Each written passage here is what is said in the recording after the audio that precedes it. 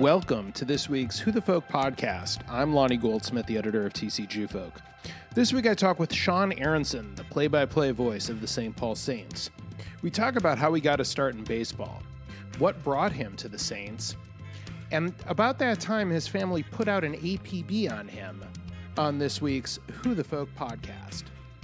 But before we get to Sean, picture this: Israel 2022. A crowded bus breaks down on the side of a desert highway. Who's sitting next to you, and what secret will they reveal?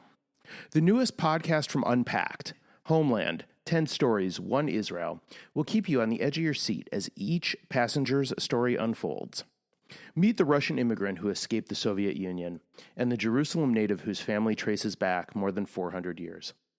Each week, you'll meet a new character whose story will take you for a ride. So get on the bus, grab a window seat, and settle in for Homeland, 10 Stories, 1 Israel, wherever you get your podcasts. Sean Aronson, welcome to the Who the Folk podcast. Nice to meet you. Nice to meet you too. And thank you for having me here in your office at CHS Field. It is a gorgeous space, the home of the St. Paul Saints, where you are the broadcaster, and there's more to the title than that. Yes. I guess sort of tell me what the day-to-day job is for you, particularly in season like we are now. Yeah, it's crazy, to be honest with you. I work 15-hour days, and I don't say that for anyone to feel bad for me, and Right. It's not like I work 15-hour days like 1 day a week or 4 days a week, but pretty much every day with the exception of Monday, because Monday's the traditional off day in the league. Okay. But I'm still probably working 8 or 9 hours on Monday. And truthfully, during the season, for doing what I do, there is no day off. And Right. again, I don't say that for anyone to feel bad. Like, I love my job. I love what I do. But we're, talking right now on September 2nd. The season ends on the 27th. And I can't wait for the season to be over. Right. I mean, we're talking at the end of what has been a 5 or 6 month, just day in, day out grind. Yeah. And you're talking to me on a day that we just played 3 hours and 25 minutes last night, which is unusual because now the world of baseball in the minor leagues has a pitch clock, right, which speeds up the games. But I think it's now we had on Saturday. I'm trying to remember now what day it was. We played 3 hours 44 minutes, and then last night, which would have been Thursday night, 3:22. So we've had a couple of lengthy ball games over the last few days. So I'm feeling it. And at this point, I'm sure the days just sort of blend together at a certain point, right? Yeah, I'm lucky when I wake up. I know what city I'm in sometimes. It's tough. Well, and the new way that baseball is scheduled, and we're sort of jumping around a bit, but the new way this is scheduled is you're in a city basically for a week. Yeah. Monday's the travel day. Yep. You play Tuesday through Sunday, and then Monday you travel either in the same place, as opposed to the way it used to be, which was 3 or 4 games here, 3 or 4 games there, and you sometimes are home away home in the same week. Yeah. So the major leagues still do that, obviously. Right. I don't think they'll ever go to a 6-game series, but it saves on the travel costs in minor league baseball. Mm-hmm. And to be honest, it makes all the sense of the world. I can't speak for anyone else, although the players told me they like it. Okay. Coaching staff, managers like it. I love it because you can get settled into a city. Mm-hmm. You don't have to worry about checking out of a hotel on like a Wednesday or Thursday afternoon at noon when you have a 7 o'clock game that night. Yep. And so usually your Sunday games are afternoon games, so you don't have to worry about checking out and what are you going to do for 4 hours. Right. And it just makes it easy. Now, the tough part is when you've got the 2-weeker either at home or on the road. That seems like forever when you're in one spot for 2 weeks. So, when you're on the road for 2 weeks and you don't have the luxuries of your home, or when you're home for 2 weeks and you're like, I'm just ready to get out of here because you're doing so much. Right. That's the tough part. And that's you've been doing this for 23 years, right? 22. 22 years now. If you want to count my intern year, 23. But we'll count your intern year. Sure. You work, that counts. Sure, true. So for 23 years you've been doing this, and this sort of scheduling convention is fairly recent. Yeah, last year. So you've spent most of, with the all but 1 or 2 years of your career, sort of this 3 days here, 3 days there situation. Yeah, and so I didn't know any better, right? Right. Like, you don't know. That's right. Until last year we became a AAA affiliate, and they're like, here's what we're going to do to cut down on travel costs. And people were a little skeptical because the big fear was when you play the same team 6 straight times, they were worried about bench clearing brawls. They weren't worried about anything else. But interesting, because the animosity over the course of 6 days can build up, I suppose. And so but I think that's been negligible. The biggest problem has been with the umpires, right? You get a bad umpiring crew, and they're there for 6 days. Oh, that causes some tough. issues. And I'm not placing any blame on the umpires, but I think that's been more of an issue than any sort of animosity between the two teams. And I would think also from a baseball strategy perspective, you're seeing the same starters. You're seeing at least one starter twice, probably. Yeah, it's hit or miss on that. A lot of teams, especially in the minor leagues, go to a 6-man rotation because they need innings for all these guys. That's true. We've probably done it a handful of times this year where the same starter on Tuesday is the same one on Sunday. Okay. But you're right. There is a lot of familiarity. I mean, we're playing right now as we talk the Omaha Storm Chasers. We play them more than any other team this year. We play them 27 times. But it's a lot. You're right. But as my manager told me yesterday, as Toby Gardenhire told me when I asked him about that, he's like, look, this team, as well as us, is very different than the team we were in May. There's so much turnover at AAA that, you probably get 7 or 8 guys that are the same. It's funny because on Tuesday we go to Toledo. We have to resume a game that was played here 2 months ago that was rained out in the first inning. I went back and I looked at the starting lineup on that day, and 5 guys are no longer here. One guy got traded, is with the Reds, and just got called up to the big leagues. I mean, it's so funny to look back, and I'm sure the same is going to hold true for Toledo. Oh, I would imagine. And that's the minor leagues. Yeah. That's sort of one of the vagaries of baseball at this level is that happens. So you've been with the Saints for 15 years. 16. 16 years. Yes. My apologies. For all but 2 of those years now, it was an independent team. Yeah. It was the quirky, the bizarre, promotions, the fun-loving sort of shenanigans that, I think a lot of people associate with minor league baseball. The last 2 years have been the AAA, gone from sort of independent baseball to the AAA affiliate of the Minnesota Twins, which is a pretty huge jump. For sure.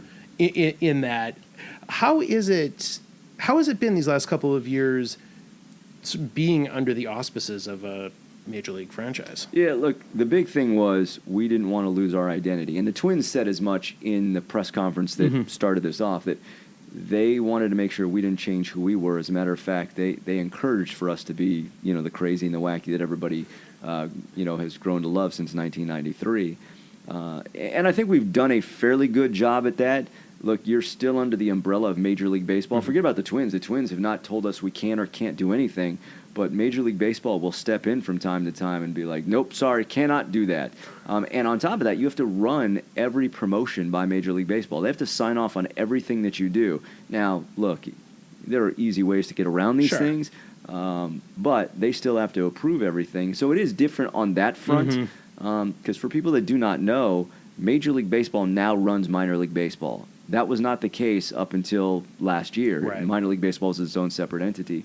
So I think we've done a good job. I tell this to people all the time. The Twins are not majority owners of the Saints. They bought a minority stake in the Saints when we became their AAA affiliate, but it's a minority stake, and they are about as silent partners can get. So it's still owned by the same ownership group that we've had since '93.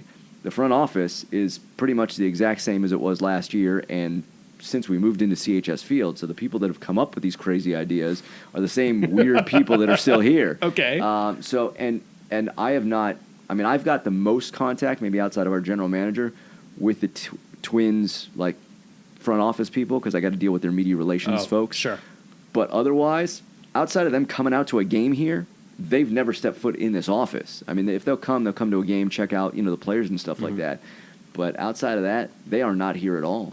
I would think one of the biggest differences is obviously going to be on the field, because now there's definitely a more developmental bent to what the Saints are doing as opposed to when they were an independent team. Yeah, definitely. Look, when we were an independent club, our manager, George Samus, who is an amazing guy, he put the roster together. He went out. It was like college recruiting. That's how it was. That's how you find independent players. Here, obviously, the Twins draft these players, sign them as free agents, make the trades, and they put their players where they want within their minor league system. So we have no say over the players, and that's fine with us. We're hands off when it comes to it. So this is your second stint working sort of in the Twins organization. Again, you were here before the Twins were with the Saints, but you held this role with Fort Myers in Single A. Yeah, in the early 2000s. Yeah, the two are not related. It just sort of happened that way. That's right. Yeah, I mean, I was in Fort Myers from 03 to 06. At the time, they were the Twins high A affiliate. They're now the Twins low A affiliate. And at the time, the ownership group that owns the Saints owned the team in Fort Myers. They've since sold it I think they sold it 4 or 5 years ago now. So when this job opened up, my predecessor is Chris Atterbury, who's now doing the pre and post for the Twins and some fill-in work. They opened it up only to the teams that they own. So they owned 5 or 6 teams at the time, and talked to all the broadcasters, interviewed them all, and spoiler alert, I got the job. Here I am, and that's how it happened. But yeah, I spent 4 years there, so I knew some of the folks in the Twins front office already. I mean, the Twins are very famous for really keeping their core together. A lot of those folks that were there when I was in Fort Myers, like the brass with the Twins. Yeah. A lot of those folks are still there today. Sure. And so that helped with the familiarity. It also helped that, we've been here for so long. Right. And the relationship between the Saints and the Twins was not always a good one. In the 93 year, when we first moved in, the Twins probably thought nothing of us until we became successful, which was almost right away. And then there was some animosity, and that slowly died off, and now you got a great working relationship. Yeah.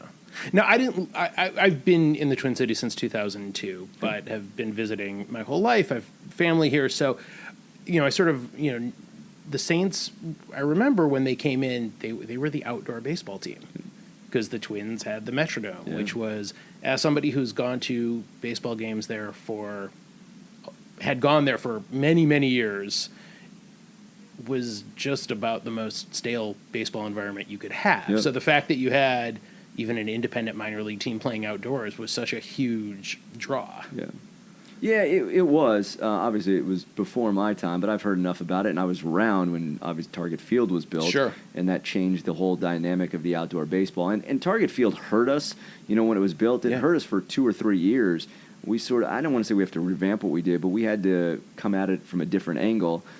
But here's the thing. If we came in 93 and said, hey, come watch baseball outdoors, we wouldn't have been successful. Right. It was come watch the wacky and the quirky while sitting outdoors. And it was never about the baseball. And for us, it's still not about the baseball. We still promote the entertainment side of things. Sure. Now you just get more of a crossover of baseball fan and entertainment fan, whereas before this, it was pretty much entertainment fan with a little bit of mixture of baseball fan in there. You've spent your entire career working in minor league sports, baseball especially, and you've done some college broadcasting as well, but the majority of your career has been in minor league sports. People think, oh, you work in sports. That's so fun. That's so glamorous. And I'm sure those people think of it as only they're thinking of just the highest level. Sure. I am sure it is not as glamorous as most people think it is. Is that correct? Not at all. I think what people see, especially for me, they see my primary job as a broadcaster and are like, that's so cool, or I could do that, or I want to do that, whatever, which is great. Sure. I love that. I love hearing that.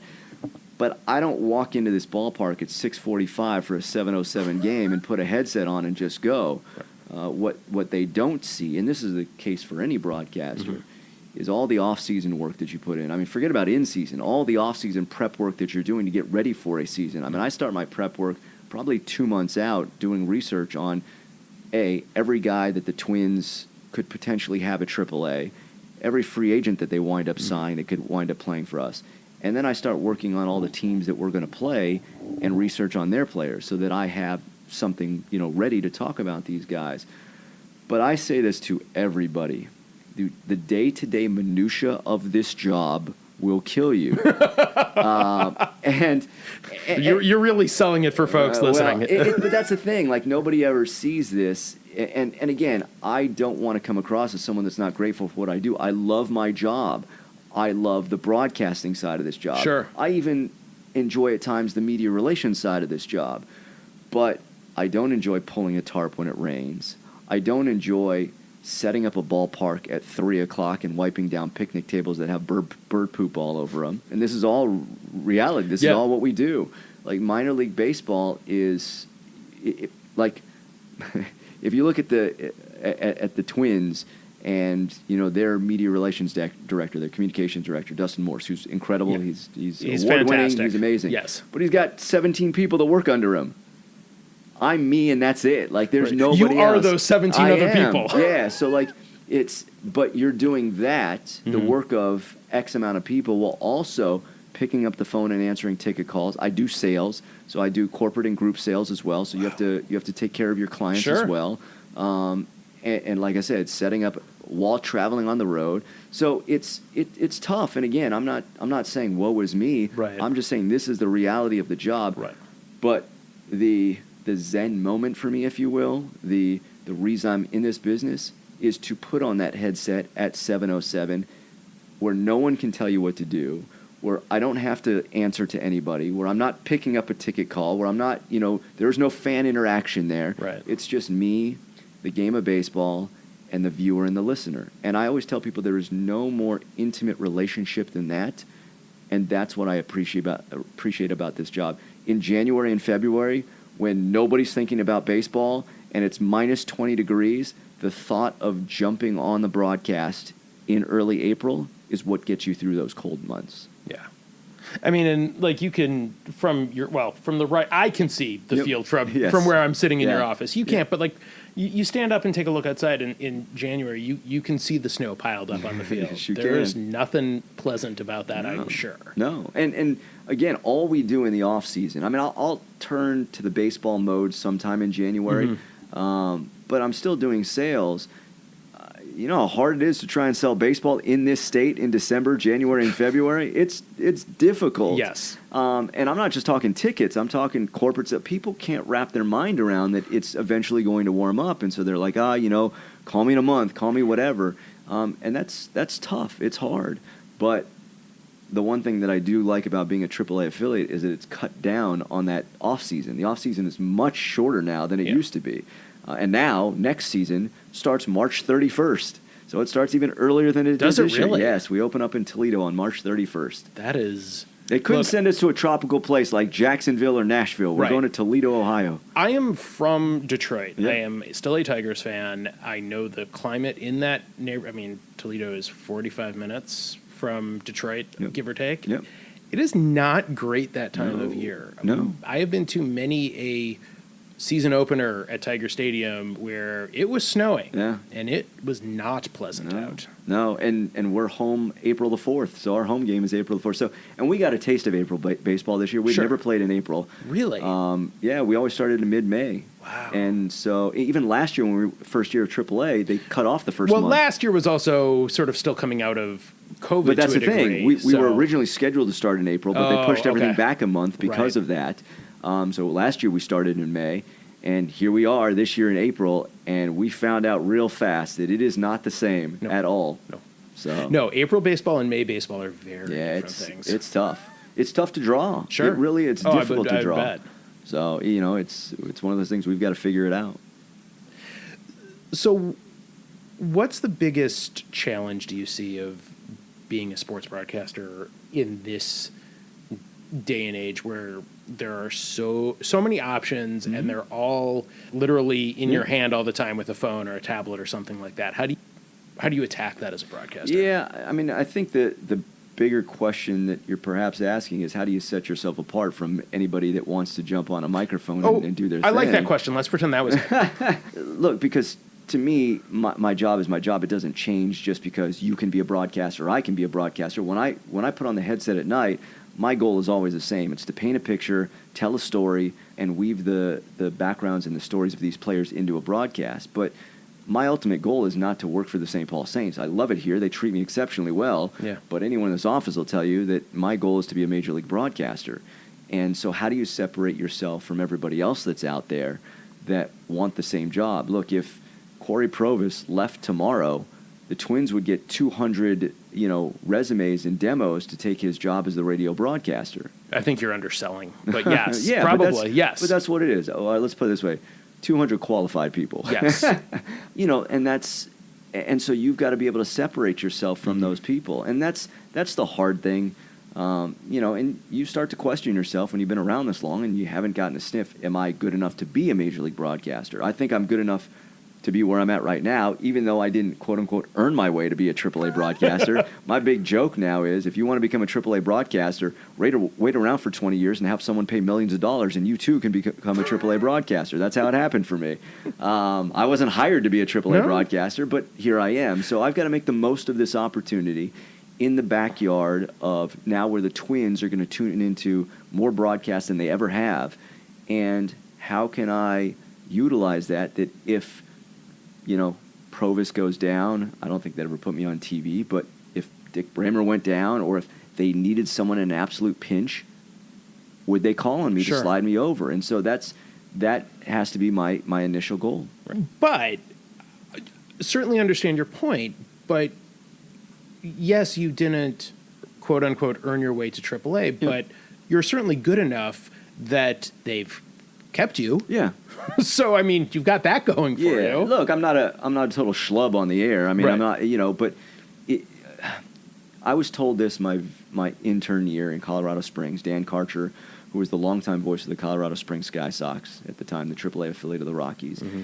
And he said, look, if you want to be, we have dogs in this office. They walk around all the time. If you want to be a broadcaster in this business, you have to do more than just broadcast. Right. And he said, you've got to learn to sell. Because if you can sell and bring in, see, this is what it's like in this office. People want to know. This dog never comes to my office ever, and now all of a sudden it's taken. It's because there's some random guy in here. But if you want to be a broadcaster, you got to learn to sell. Yeah. And you're going to separate yourself from other broadcasters that just want to do that if you can bring money into a team. And so I took that to heart, and I've been selling ever since. Even my intern year, I sold pretty much full time. Wow. And I hate it. I can't stand selling. No. But you do it because you realize it gets you to the bigger goal. Sure. Absolutely. So. And I can appreciate that as I want to just be a journalist and not have to worry. I'd love to just write the articles and do the interviews and edit the podcast and do all these things and not have to worry about, selling ads. But sometimes that's part of the game. Exactly. You got to do it in a small organization. So I get that. So what was it that led you to broadcast? What were you? Was this always the goal, as being a baseball broadcaster? Yeah, 8, 9 years old, maybe even younger. Like, I was fortunate. I grew up in Southern California, just outside of Los Angeles. Oh, so you had Vin. Exactly. And so that's what I grew up listening. And I always allude to Vin, but in all fairness, I grew up in perhaps one of the greatest eras of broadcasting in Los Angeles sports history. You had Vin Scully doing the Dodgers, you had Chick Hearn doing the Lakers, and you had Bob Miller doing the LA Kings. All three of them are Hall of Famers. Oh, they're three of the greatest in their sports. Yeah, and I grew up as fans of all three teams, and so that's how I learned each of those sports, is by listening to those guys. Yeah. And so when you listen to them, and they make it sound so effortless, and I'm like, that's so cool. And then at some point you realize, look, I'm not growing. I'm 5'5", and I was never growing past that. My very kind to myself, average athletic talent only took me so far, and that was through high school. And I realized that the sports route was never going to be, and I had no aspirations of teaching, of being a coach. And the next best thing was to talk about it, and so this was always the path that I was on. And, I grew up with Ernie Harwell in Detroit, and great broadcasters for all the Pistons and the Red Wings as well. But I mean, to me, Ernie Harwell was the voice that put me to sleep every night. Was sneaking listen to the Tigers games on the radio when I should have been sleeping. Exactly. It was the best. It was just it was a different era also. Well, it was simpler times, right? Yes. Like a lot of the ways. I mean, nowadays you can get every broadcast in the palm of your hand. You can tune into any broadcast you want. But back then, I mean, it was transistor radio or your clock radio in your room or whatever it was, and I was the same way. I'd go to sleep listening to whatever the time of the year was, that sport, and those broadcasters, and that's exactly how I did it. And a lot of what I learned was muscle memory. I didn't go to a broadcasting school. I went to the University of Colorado at Boulder. Right. It is not a renowned broadcasting school. And so a lot of what I took early on in my career was, my 10,000 hours was just listening to those guys. Right. And you develop your skill set over the course of time the more you do it. Right. But I didn't join the radio club when I was in college. I didn't take advantage of a lot of things in college. I just thought I was going to graduate and someone was going to offer me a job because I wanted to be a broadcaster. Kids, that is not the way it works. And so, it's taken a long time to get to where I am at. And I would think now it's even harder with all of the outlets and the streaming and the, there's, so many ways to do it, and anybody can do it. Yeah. Like, it's for better or worse. Yeah. We live in a viral world, right? Yep. Like, if you can, there's a guy in our industry who worked in the same league as I did when we were in the American Association. His name is Joey Zanaboni. And Joey has found the niche to go viral and turn it into multiple opportunities. And I've said this about Joey, is he is one of the more creative people that I've ever come in contact with. I couldn't do what he does. You can look him up, and he's widely creative with his turn of phrase. He uses similes unlike anybody I've ever seen use a simile before. I'll never forget when we were in the same league together, at the end of a game, he came out and he asked me, he said, "Hey, Sean, what's your favorite simile?" Which is a question nobody's ever asked me before and stumped me. But what he's found a way of doing is getting away from what I like to call the white noise, where we all sound similar, you all sound the same type of thing. But that's not me, and that's not my style. And I've always been told that who you are in your life is the same person you should be on the air. Because if you try to sound like something else, it's going to come across disingenuous. Right. So my personality in life is the same as it is on the broadcast. I try to channel what would interest me if I were listening to the game, and I go from there. And then I'm very sarcastic. I'm very dry. And I carry that over. And either you're going to like me or you don't. Right. And the listener's going to know. Yes. And that's the amazing thing. The listener will always know if you're real or you're full of it. Yes. 100%. Which is amazing. 100%. And like I've had people that, don't like, myself, but that's fine. That's like fine. I can't kowtow to every, if you have, to put this in simple terms, if you have 100 people that listen to you, there's no way you're getting all 100 people to like you. And so if one person doesn't like you, you can't cater to that one person. You've got to be at the Ernie Harwell, Vin Scully level to have. Even then, I don't think you'll get everybody liking them. But but you're going to get a good majority. People like that are going to get more of a room than most. Yes, yeah, and there are plenty of amazing broadcasters out there that have reached the pinnacle of this profession, and kudos to them. But again, you're right. We're in a different day and age. Yeah.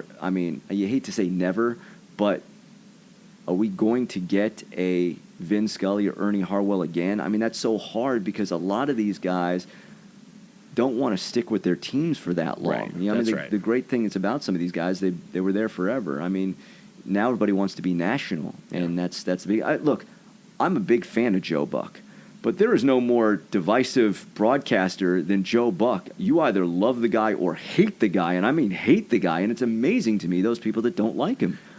Joe Buck's Twitter bio used to say, "I like every team but yours." Yes, exactly. Which is hilarious. He gets it. I've had the privilege of meeting him and interviewing him in a different lifetime when I was doing a podcast.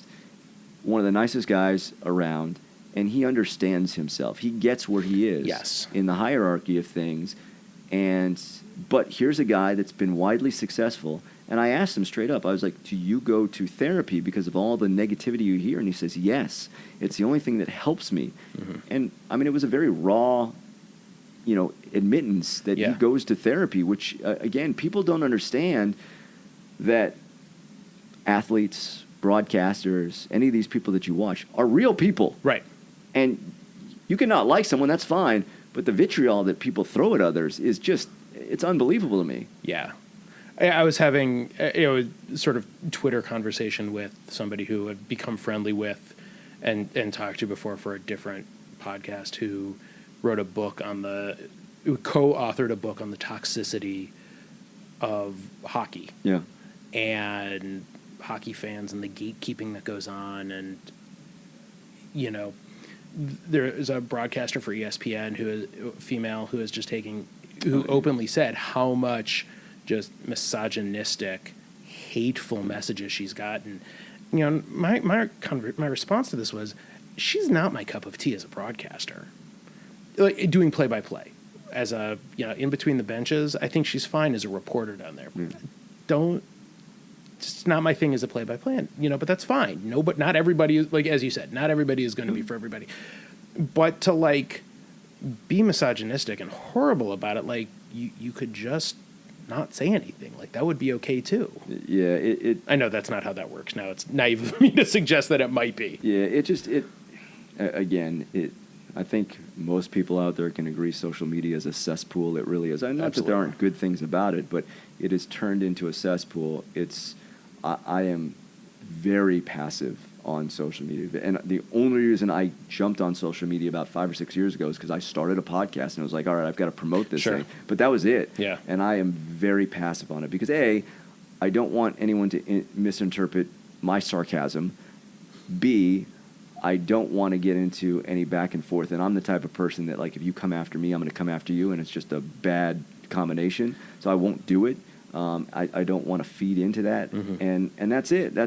I refuse to allow myself to go down that path. I have gotten better as I've gotten a little bit older, and to use a baseball analogy, I have stopped swinging at pitches in the dirt. Oh, yeah.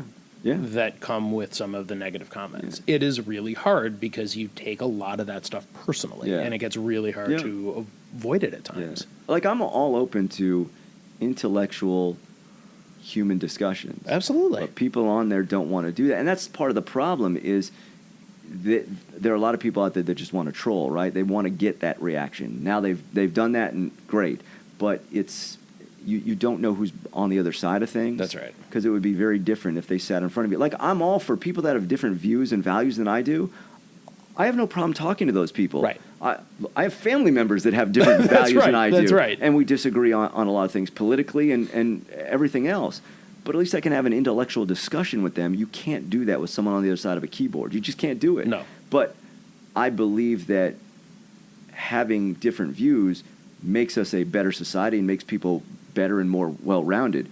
It's in how you go about discussing those is where we've gone into a totally, negative way in this world. And it's gotten bad. It's gotten terrible. Yeah.